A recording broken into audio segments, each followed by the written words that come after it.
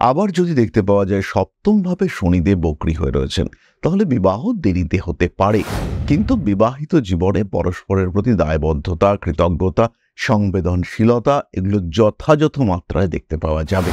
দ্বাদশ ভাব অষ্টম ভাবে শুভ গ্রহ শুভ যৌনতাকে নির্দেশ করে। পরস্পরের মধ্যে যে যৌন সম্পর্ক, তার মধ্যে সৌন্দর্য ইন্ডিকেট করে। এই ডুয়াল থিঙ্কিং এর জন্য কন্যার কিন্তু থট প্রসেসে মাঝে মাঝে চেঞ্জ হয়। কন্যার অনুভূতির গভীরতা এটাও মাঝে মাঝে চেঞ্জ হতে দেখতে পাওয়া যায়। সাধারণভাবে মিথুন রাশি বা লগ্নের মানুষদের দাম্পত্য জীবন সুখদায়ক হয়। অপরাপর গ্রহ অবস্থান যদি মারাত্মক খারাপ না থাকে, তাহলে মিথুন চেষ্টা করেন সমস্ত দিক থেকে কম্প্রোমাইজ করতে। মিথুনের সপ্তম ভাব দেবগুরু বৃহস্পতির দ্বারা প্রভাবিত, কারণ সেটি হলো ধনু। দেবগুরু বৃহস্পতির অবস্থান অনুযায়ী মিথুনের বিবাহিত জীবন সেটা নির্ধারিত হয়। কিন্তু ইন জেনারেল মিথুন কিন্তু তার স্বামী বা স্ত্রীর দ্বারা কিছুটা হলেও ডমিনেটেড হতে থাকেন। আমার স্বামী বা আমার স্ত্রী কাজকর্মগুলো দেখছেন, তার কাছে আমি মোটামুটি নিশ্চিন্ত আছি, এই ব্যাপারটাই মিথুন ভীষণভাবে উপভোগ করতে পছন্দ করেন। কিছুটা দায় দায়িত্ব কমছে, কিছুটা রেসপন্সিবিলিটি সেটা আমি আমার পার্টনারের উপরে ছেড়ে দিয়েছি, এই বিষয়টা কিন্তু মিথুন ভীষণভাবে পছন্দ করেন। মৃগশিরা নক্ষত্রের বেশিরভাগ জাতক বা জাতিকাকেই আমি আমার ক্যারিয়ারে দেখেছি যে কিছু আপস অ্যান্ড ডাউনস, অশান্তি এগুলো ফেস করতে হয়, এবং এই অশান্তি আপস অ্যান্ড ডাউনস এগুলো ফেস করতে মৃগশিরা ধীরে ধীরে বিব্রত হয়ে পড়েন। পার্টনারের বেশ মাথা ঠান্ডা থাকবে, শান্তশিষ্ট পার্টনার হবে, একটু পড়াশুনো করবে, আলগা বেড়াতে নিয়ে যাবে, এই ধরনের পার্টনার পছন্দ করে থাকেন পুনর্বসু নক্ষত্রের মানুষরা।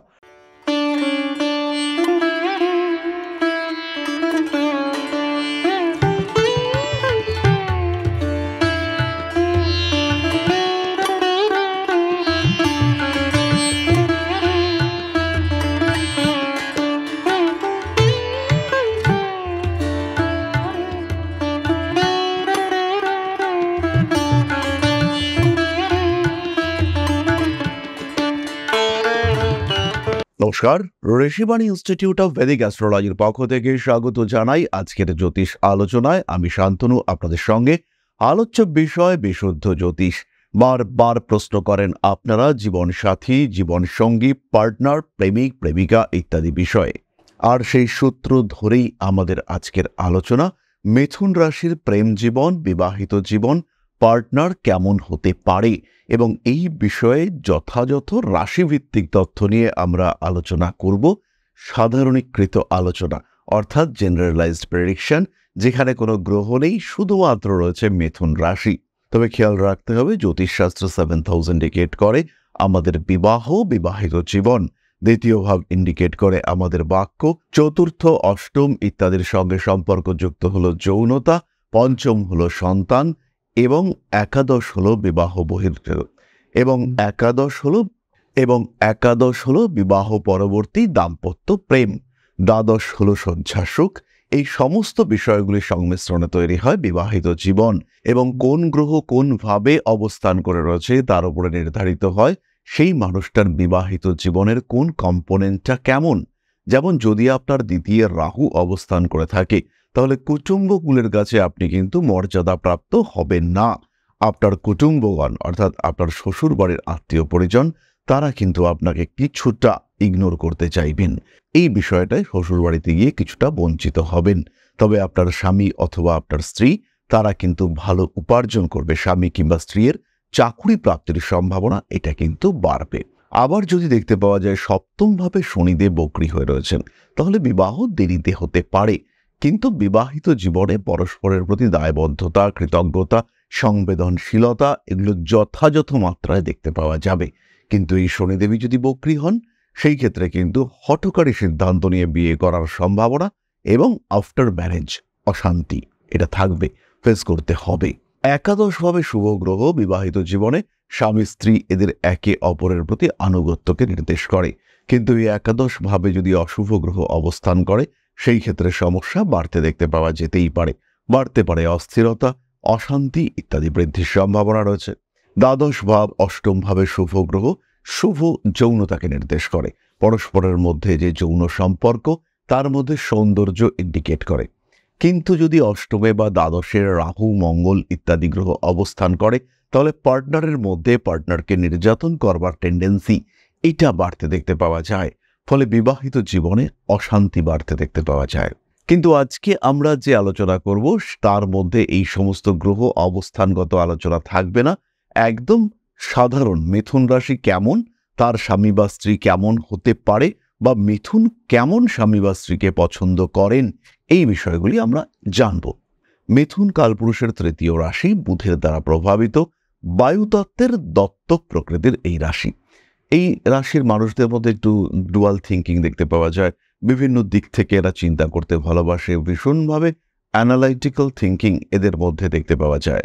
এই ডুয়াল থিঙ্কিং এর জন্য কন্যার কিন্তু থট প্রসেসে মাঝে মাঝে চেঞ্জ হয়। কন্যার অনুভূতির গভীরতা এটাও মাঝে মাঝে চেঞ্জ হতে দেখতে পাওয়া যায়। তাই কন্যা রাশি বা লগ্নের যিনি পার্টনার হবেন তার মধ্যে কিন্তু একটু গাম্ভীর্যের ভাব এটা কন্যা এক্সপেক্ট করে থাকেন।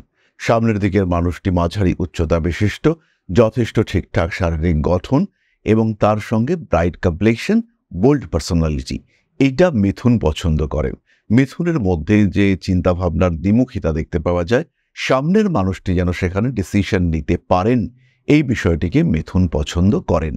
সাধারণভাবে মিথুন রাশি বা লগ্নের মানুষদের দাম্পত্য জীবন সুখদায়ক হয়।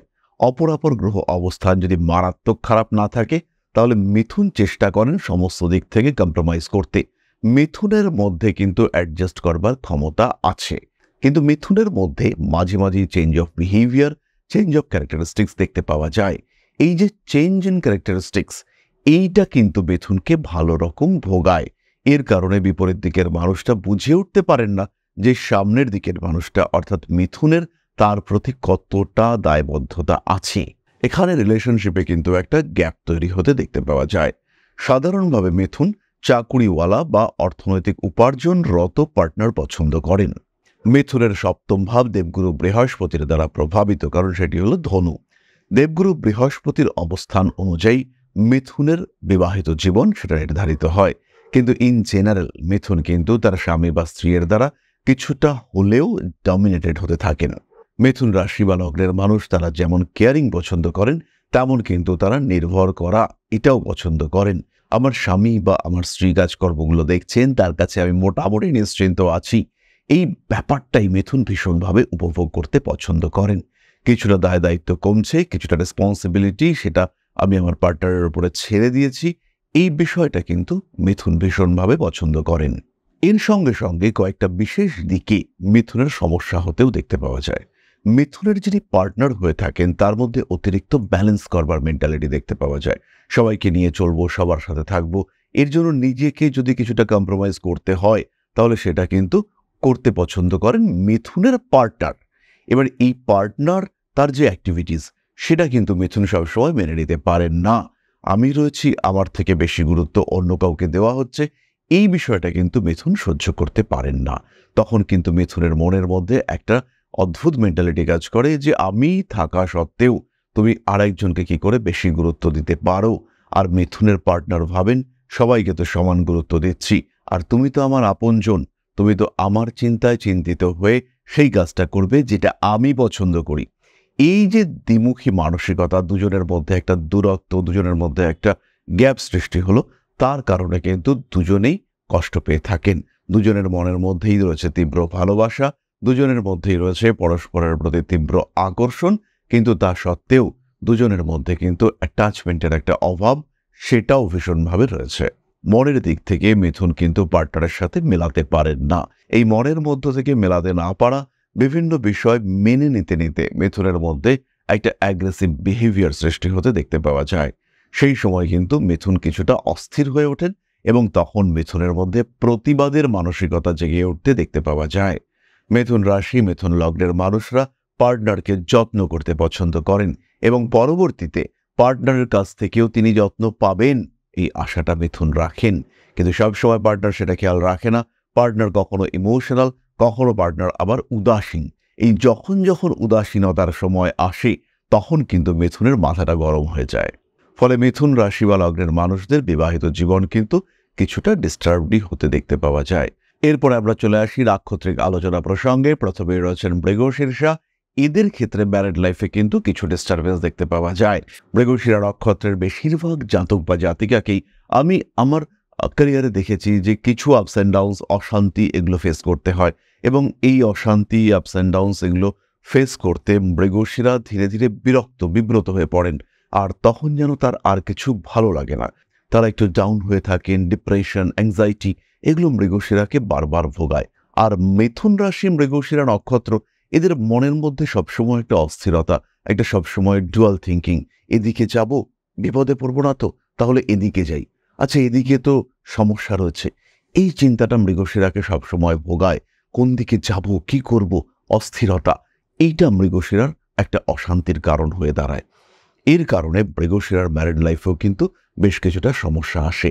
কিন্তু মৃগশিরা নক্ষত্রের জাতক বা জাতিকা, তাদের স্বামী অথবা স্ত্রী, এরা যদি টেকনিক্যাল ফিল্ডে চাকরি করে থাকেন, এরা যদি আর্মি কিংবা পুলিশ অফিসিয়াল হয়ে থাকেন, কিংবা এরা যদি ফায়ার ব্রিগেডে চাকরি করেন, কিংবা কোনো সাইবার সিকিউরিটি বা অন্য কোনো সিকিউরিটি সিস্টেমে চাকরি করে থাকেন, সেই ক্ষেত্রে কিন্তু মৃগশিরা ভালো থাকতে পারেন। এই সমস্ত পেশার মানুষগুলোর সঙ্গে মৃগশিরার অ্যাটাচমেন্ট খুব ভালো হয়। আবার যদি মৃগশিরা নক্ষত্রের মানুষটা নিজেই এক্সপোর্ট ইম্পোর্ট ওরিয়েন্টেড ব্যবসা করে থাকেন, কিংবা এমন কোনো বিজনেস করে থাকেন যেটা একটা লং চেইন সিস্টেমে চলছে, কোনো একটা প্রজেক্ট যেটা দীর্ঘদিন চলবে, এরকম কোনো সিস্টেমে যদি সংযুক্ত হয়ে থাকেন, সেই ক্ষেত্রে মৃগশিরা কিন্তু ম্যারিড লাইফে হ্যাপি হয়ে থাকেন। যদি তাদের মধ্যে ভার্চুয়াল সেপারেশন দেখতে পাওয়া যায়, স্বামী ব্যাঙ্গালোরে চাকরি করছেন এবং স্ত্রী তিনি দিল্লিতে চাকরি করছেন, অথবা স্বামী চাকরি করছেন পুনেতে, স্ত্রী রয়েছেন আসামে, এরকম কম্বিনেশন যদি থাকে, যাকে আমরা বলবো ভার্চুয়াল সেপারেশন, দুজনে দুটো জায়গায় রয়েছেন, সেই ক্ষেত্রে কিন্তু এদের মধ্যে সম্পর্ক ভীষণ ভালো থাকতে দেখতে পাওয়া যায়। ভীষণভাবে চেষ্টা করেন এরা এদের ম্যারিড লাইফকে ভালো রাখার জন্য। এদের মধ্যে অ্যাডজাস্ট করবার ক্ষমতা অনেক বেশি। নিজের জ্ঞান, নিজের চিন্তা ভাবনা, নিজের ধারণা, এই সমস্ত বিষয় নিয়ে আর্দ্রা সবাইকে ভালো রাখার চেষ্টা করেন। আর্দ্রার গ্রহণযোগ্যতা যেমন বেশি, আর্দ্রার গ্রহণ ক্ষমতা এটাও কিন্তু অত্যন্ত বেশি। তাই আর্দ্রা নক্ষত্রের জাতক বা জাতিকা, এরা সবাইকে নিয়ে চলতে পারেন। এদের ম্যারিড লাইফ কিন্তু বেশ ভালো হয়। এরা পার্টনার হিসেবে পছন্দ করেন শিক্ষক, বিদ্যা অনুরাগী ব্যক্তিবর্গকে, যাদের একটা বেশ কালচার রয়েছে, যাদের একটা সোশ্যাল স্ট্যাটাস রয়েছে, যারা মোটামুটি শিক্ষা, বিদ্যা এগুলির চর্চা করেন, যারা একটু কালচারাল অ্যাক্টিভিটিসের মধ্যে রয়েছেন, সঙ্গীত, কলা ইত্যাদিতে যুক্ত রয়েছেন, তাদেরকে আর্দ্রা ভীষণভাবে পছন্দ করেন। এবং এই ধরনের মানুষের সঙ্গে যদি আর্দ্রার বিবাহ হয়, তারা কিন্তু সাধারণত স্বামী কিংবা স্ত্রীকে নিয়ে অহংকার বোধ করতে থাকেন। পার্টনারের বেশ মাথা ঠান্ডা থাকবে, শান্তশিষ্ট পার্টনার হবে, একটু পড়াশুনো করবে, আলগা বেড়াতে নিয়ে যাবে, এই ধরনের পার্টনার পছন্দ করে থাকেন পুনর্বসু নক্ষত্রের মানুষরা। রাগী, উগ্র, উত্তেজিত এই ধরনের মানুষ যদি পুনর্বসুর পার্টনার হয়, তাহলে পুনর্বসু কিন্তু ব্যাপারটাকে কন্টিনিউ করতে পারে না, বিষয়টাকে মেনটেন করতে পারে না। পুনর্বসু নক্ষত্রের জাতক বা জাতিকা, তাদের জীবনে বিরাট গ্যাপ তৈরি হয় যদি পার্টনারের সঙ্গে তাদের মনের মিল না থাকে। এরা বিষয়টাকে কিন্তু সহ্য করতে পারে না। অনেক কষ্ট করে, অনেক কম্প্রোমাইজ করে যদি বা তারা বিবাহিত জীবনকে কন্টিনিউ করতে পারে, কিন্তু তার সত্ত্বেও এদের মনের মধ্যে একটা বিরাট খেদ থেকে যায়। কখনো না কখনো এরা বিবাহ বহির্ভূত সম্পর্কে আবদ্ধ হয়ে পড়ে। এই ধরনের রিলেশনশিপে এদের জড়িয়ে পড়তে বারবার দেখতে পাওয়া যায়। সুতরাং মিথুন রাশি বা তার ৩ নক্ষত্র, এদের বিবাহিত জীবন কেমন যেতে পারে, কি হতে পারে এদের সাধারণ বিবাহিত জীবনের ক্ষেত্রে? এই মুহূর্তে মিথুনের ম্যারিড লাইফে কিন্তু কিছুটা স্ট্রেস চলছে, তবে মিথুন প্রাণপণ চেষ্টা চালিয়ে যাচ্ছেন যাতে বিবাহিত জীবনটা বেশ ভালো যায়। 3rd হাউসে কেতু মঙ্গল ম্যারিড লাইফে অশান্তি দিচ্ছে, কিন্তু তা সত্ত্বেও লগ্নে যেহেতু বৃহস্পতি আছে, সপ্তমপতি লগ্ন বা রাশির উপর রয়েছে, মিথুন প্রচুর চেষ্টা চালাচ্ছেন যাতে বিবাহিত জীবনটা ঠিকঠাক থাকে, যাতে ম্যারিড লাইফের কন্টিনিউয়েশন রাখা যায়, মেনটেন করা যায় ভবিষ্যৎ বিবাহিত জীবনকে। এই অবস্থায়, এই পরিপ্রেক্ষিতে মিথুন রাশি বা লগ্নের মানুষ, তাদের বিবাহিত জীবনে কিন্তু কিছুটা অস্থিরতা কাজ করছে। ছোটখাটো রিলেশনশিপ ওরিয়েন্টেড ইস্যু সেগুলো রয়েছে, তার সঙ্গে সঙ্গে কিছু এক্সট্রা ম্যারিটাল অ্যাফেয়ার্সের সম্ভাবনা সেটাও কিন্তু বাড়তে দেখতে পাওয়া যাবে। মিথুন রাশি, মিথুন লগ্নের মানুষজন, তারা একটু শান্তি খুঁজে বেড়াচ্ছেন। এটা খুবই স্বাভাবিক এবং আমি ব্যক্তিগতভাবে এই বিষয়টাকে অবশ্যই সাপোর্ট করি, কারণ ভালো থাকাটা জরুরি। বর্তমান যুগের যে টাফ সিচুয়েশন, যে কঠিন পারিপার্শ্বিক পরিস্থিতি, সেই ক্ষেত্রে দেহ, মন, আত্মা এদের মধ্যে সমন্বয়ন ঘটানো এবং এই সমন্বয়ন ঘটানোর উদ্দেশ্যে ভালো থাকার চেষ্টা। আর প্রত্যেকটা মানুষের কিন্তু অধিকার রয়েছে আমরা ভালো থাকতে পারি। যাই হোক না কেন, এরপর আমরা চলে আসবো আলোচনার পরবর্তী পর্যায়ে। জীবনে সমস্যা আসেই, সেটা স্বামী স্ত্রীর সমস্যা হতে পারে, সেটা বিবাহিত জীবন বহির্ভূত কোনো সমস্যা হতে পারে, সাংসারিক সমস্যা, পারিবারিক সমস্যা, পারিপার্শ্বিক সমস্যা, অর্থনৈতিক সমস্যা কিংবা অন্যান্য কোনো ধরনের সমস্যা, শারীরিক হতে পারে সমস্যা। সমস্যা বহু দিক থেকে আসতে পারে, কিন্তু তার জন্য প্রয়োজন একটা সঠিক প্রতিকার, প্রতিবিধান। আর প্রতিকারের আগে প্রয়োজন সমস্যার উৎস খুঁজে বার করা। আদৌ কি সমস্যাটি গ্রহগত, নাকি আপনি কোনো ব্ল্যাক ম্যাজিকের শিকার হয়েছেন, এটা আইডেন্টিফাই করা জরুরি। এই সময় আপনার জন্মকুণ্ডলিতে কি এমন দশা চলছে যার জন্য আপনি এতটা সমস্যার মধ্যে রয়েছেন, তখনই কিন্তু আপনি বিষয়টির প্রতিকার বা প্রতিবিধান করতে পারবেন। তাই সঠিক জ্যোতিষ বিচার এটা কিন্তু আমাদের জীবনে অত্যাবশ্যক। সমস্যা যাই আসুক না কেন, তার কিছুটা সমাধান তো করা অবশ্যই সম্ভব। আর তখন যখন সমস্যার সমাধান আপনি একা করতে পারছেন না, তখন আপনার পাশে থাকবে আপনার জ্যোতিষ বন্ধু, থাকবো আমরা। সরাসরি সাক্ষাৎ করতে পারেন আমাদের সঙ্গে কলকাতা উত্তর, কলকাতা দক্ষিণ এবং দুর্গাপুর ও আগরতলায়। তাহলে সমস্যাকে আর বাড়িয়ে লাভ নেই। সমস্যা দীর্ঘায়িত না করে সমাধান সূত্র খুঁজে বার করবার চেষ্টা করা উচিত। তাই সরাসরি সংযুক্ত হন আমাদের সাথে। যারা জ্যোতিষ শিখতে চাইছেন, যারা জ্যোতিষের সঙ্গে সঙ্গে ট্যারো কার্ড রিডিং শিখতে চাইছেন বা ইন্ডিভিজুয়ালি ট্যারো সম্পর্কে জানতে চাইছেন, সরাসরি সংযুক্ত হন আমাদের সাথে। ফোন করুন আমাদের কন্ট্যাক্ট নাম্বারে। জ্যোতিষ শিক্ষা, প্রপার রেজিস্ট্রেশন, প্রপার সার্টিফিকেশন এবং একটা কমপ্লিট এডুকেশন, এটা আমরা আপনাদেরকে দেওয়ার চেষ্টা করব। তাহলে এবার আমরা চলে আসবো আলোচনার পরবর্তী পর্যায়ে, অর্থাৎ আপনাদের প্রশ্নে জ্যোতিষের উত্তর। তবে তার আগে ছোট্ট একটি বিষয় আপনাদের সঙ্গে শেয়ার করব। পরম ব্রহ্ম মিলন মঠ ও সেবাশ্রম অধ্যাত্ম, সেবা এবং প্রকৃতি পূজনে সম্পূর্ণ নিয়োজিত একটি সংস্থা। সম্পূর্ণ স্বেচ্ছাসেবী এবং সমাজ কল্যাণমূলক এই সংস্থা আমরা এগিয়ে চলেছি মানুষের পাশে দাঁড়ানোর লক্ষ্যে। এই প্রসঙ্গে দীর্ঘদিন ধরেই আমরা বিভিন্ন এলাকায় বেশ কিছু কাজ করে আসছি। আপনাদের সহযোগিতা, আপনাদের পাশে দাঁড়ানো, আপনাদের হাতে হাত মিলিয়ে এগিয়ে নিয়ে আসার চেষ্টা, আপনাদের সহযোগিতা, আপনাদের পাশে দাঁড়ানোর প্রয়াস, এই সমস্ত কিছুই আমাদেরকে এগিয়ে নিয়ে চলেছে। আমাদের পাথেয় হয়ে উঠেছে আপনাদের ভালোবাসা। বিগত বেশ কিছুদিন ধরেই আমরা বিভিন্ন অনগ্রসর এলাকায় কাজ করে চলেছি। কখনো আমরা শিশুদের মধ্যে শিক্ষা উপকরণ বিতরণ করেছি, কখনো আমরা পুজোর পোশাক বিতরণ করেছি, কখনো তাদের খাদ্যের ব্যবস্থা করেছি। আমরা কন্টিনিউয়াসলি তাদের পড়াশোনার জন্য 2টি ফ্রি কোচিং সেন্টার শুরু করেছি। তাদের মধ্যে ক্রিয়েটিভ অ্যাক্টিভিটিগুলিকে জাগ্রত করবার জন্য সম্পূর্ণ বিনামূল্য একটি নৃত্য শিক্ষা প্রশিক্ষণের ব্যবস্থা, সেটা আমরা করতে সক্ষম হয়েছি। এবং এই প্রত্যেকটি পদক্ষেপেই আমরা পেয়েছি আপনাদের সঙ্গ, আমরা পেয়েছি আপনাদের সহযোগিতা, আমরা পেয়েছি আপনাদের ভালোবাসা। আমরা শীতকালে কম্বল বিতরণ করেছি, আমরা মায়েদের মধ্যে খাদ্য উপকরণ, পুষ্টি উপকরণ বিতরণ করেছি, আমরা বিতরণ করেছি ডেঙ্গুর সময় প্রচুর মশারি। এই প্রত্যেকটি কাজেই আপনারা ছিলেন আমাদের পাশে। বর্তমানে মানুষের ভালোবাসায় আমরা ধীরে ধীরে আরেকটু বড় হয়ে উঠছি। এই অবস্থায় বর্তমান পরিস্থিতিতে এই কাজগুলিকে আরো এগিয়ে নিয়ে যাওয়ার জন্য, সুষ্ঠুভাবে করবার জন্য প্রয়োজন একটি পরিকাঠামো। তাই আমরা চিন্তা ভাবনা করছি একটি আশ্রম ফরমেশনের, এবং এর জন্য প্রয়োজন জমি, এর জন্য প্রয়োজন পরিকাঠামো। তাই যারা আমাদের সাবস্ক্রাইবার রয়েছেন, যারা আমাদের ভিউয়ার রয়েছেন, যারা আমাদের ফলোয়ার রয়েছেন, যারা আমাদেরকে ভালোবাসেন, যারা আমাদের পাশে থাকেন, প্রত্যেকটি সহানুভূতিশীল মানুষের কাছে আমাদের অনুরোধ, সাধ্যমতো সামান্য পরিমাণে আপনারা এগিয়ে আসুন।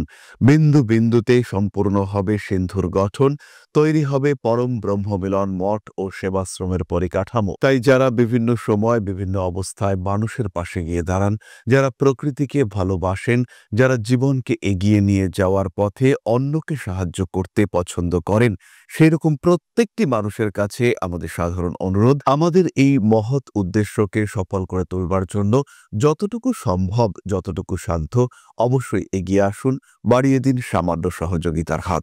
অধ্যাত্ম, সেবা এবং প্রকৃতি পূজনের এই মহান কর্মে, মহান ব্রতে ব্রতী হয়েছি আমরা। আমাদের সঙ্গে হাতে হাত মিলিয়ে আপনারাও যতটুকু সম্ভব এগিয়ে আসুন। সবার প্রচেষ্টায় এই বিরাট কর্মযজ্ঞ সাফল্যমণ্ডিত হবে। সবাইকে জানাই অগ্রিম ধন্যবাদ। আমরা জানি আপনাদের সহযোগিতা আমরা পাবো। বেশ কিছুদিন ধরেই বহু মানুষ আমাদেরকে সাহায্য করে চলেছেন, কারণ আমাদের ইন্ডিভিজুয়াল সামর্থ্য অতি ক্ষুদ্র। তার মাধ্যমে এই মহৎ কার্যগুলিকে সম্পূর্ণ করা সম্ভব নয়। তাই প্রত্যেকের ছোট্ট ছোট্ট সহযোগিতার হাত আমাদেরকে এগিয়ে নিয়ে চলেছে। আমরা এগিয়ে চলেছি সাফল্যের লক্ষ্যে। আপনাদের ভালোবাসা এভাবেই আমাদের পাশে থাক, আমরা সফল হবই। তাহলে এবার আমরা চলে আসি আপনাদের প্রশ্ন প্রসঙ্গে। প্রশ্ন করেছেন রাজু দেবনাথ, 31/12/1995, জন্মস্থান Pandua, Hooghly district, birth time 1:30 AM। বিয়ে ও ভবিষ্যৎ নিয়ে কিছু বলুন, লাইফে অনেক প্রবলেম চলছে। রাজু ভাই, প্রথম সমস্যা তোমার জীবনে সেটা হচ্ছে অর্থনীতি এবং সাফল্য। টাকা পয়সা রোজগার করার ক্ষেত্রে যে সমস্যা আসছে, টাকা পয়সা ইনভেস্টমেন্টের ক্ষেত্রে সমস্যা রয়েছে। ব্যবসা চাকরি দুটোর মধ্যে একটা সমন্বয় সাধন করার চেষ্টা, এইটা তোমাকে করতে হবে। আয়ের উৎসটাকে বাড়াতে হবে, তাহলে কিন্তু তুমি ভালো থাকতে পারবে। পেশাদারি মানসিকতা এটাও বাড়াতে হবে এবং অর্থনৈতিক ক্ষেত্রে ডেভেলপমেন্ট নিয়ে আসার চেষ্টা করতে হবে। ফাইন্যান্সিয়াল ফিল্ডে সেভিংস এটাকেও বাড়িয়ে তোলার চেষ্টা অবশ্যই করতে হবে। জন্মকুণ্ডলিতে অগ্নিতত্ত্বের প্রভাব বেশি হওয়ার জন্য জল খাওয়ার প্রতি একটা বিরূপ মানসিকতা দেখতে পাওয়া যাবে এবং এর ফলে তোমার ডাইজেস্টিভ সিস্টেম সেটাও কিন্তু ডিস্টার্ব হওয়ার সম্ভাবনা রয়েছে। ডাইজেস্টিভ সিস্টেমের ডিস্টারবেন্সের জন্য তোমার কিন্তু শরীরটা বেশ খারাপ হতে পারে। বিবাহের সম্ভাব্য বয়স 32, অর্থাৎ 2027 সাল। এই সময় বিয়ে তোমার জন্য শুভ। বিবাহিত জীবন মোটামুটি ঠিকঠাকই রয়েছে, দুশ্চিন্তা করবার কিন্তু বড় কোনো কারণ থাকছে না। তাহলে আজকের আলোচনা আমরা আর দীর্ঘায়িত করব না। সবাই সুস্থ থাকুন, ভালো থাকুন। মা শ্রী শ্রী আদিশক্তির আশীর্বাদে আপনাদের জীবন আরো আরো আরো সমৃদ্ধ হয়ে উঠুক। জয় মা আদিশক্তি। নমস্কার।